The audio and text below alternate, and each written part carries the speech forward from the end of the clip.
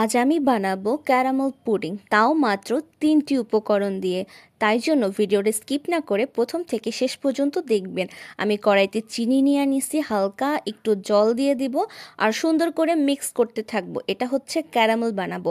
এখানে আপনারা চাইলে ভিনেগারও ইউজ করতে পারেন, বাট আমার সাজেশন ভিনেগার দিয়ে না, তাহলে ওপরে কেমন সাদা সাদা হয়ে যায়।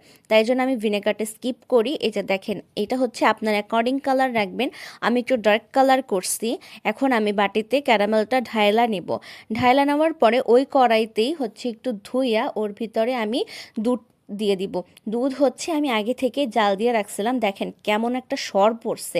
তো আপনারা যতটুকু তৈরি করতে চান এক বাটির অনুযায়ী, তো আমি অতটুকুই দুধ দিয়ে দিছি, কোনো মাপটাপ নাই। তারপরে দিব চিনি আর দেব কাস্টার্ড পাউডার। কাস্টার্ড পাউডার দেওয়ার পরে এগুলো সুন্দর করে মিক্স করতে থাকবো। আর একদম হিট থাকবে একদমই লো।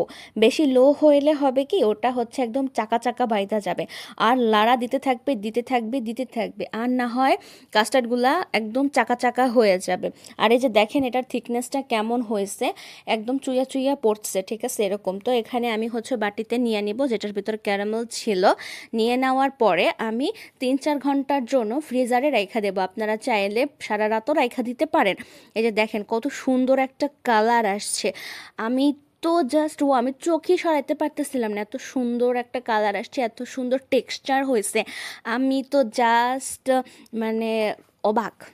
এটা আমার সেকেন্ড আইটেম ছিল। আমি প্রথমে আরেকবার বানানো শুরু করছিলাম, তখন ঠিক হয় নাই, তাই জন্য আমি সেকেন্ড টাইম আবার বানাইছি। আপনারাই দেখেন কত সুন্দর একটা কালার আসছে। আর ক্যারামেলের কালারটা দেখছেন, ওটা হচ্ছে একটু বেশি লালও করবেন না, তাহলে তিতা তিতা লাগবে। আবার বেশি সাদাও রাখবেন না, ঠিক আছে? তো এরকমভাবে দেখবেন কি সুন্দর একটা কালার আসছে। আশা করি আপনাদের ভিডিওটা ভালো লাগছে। লাইক, শেয়ার অ্যান্ড কমেন্ট করে দিবেন। Thank you so much.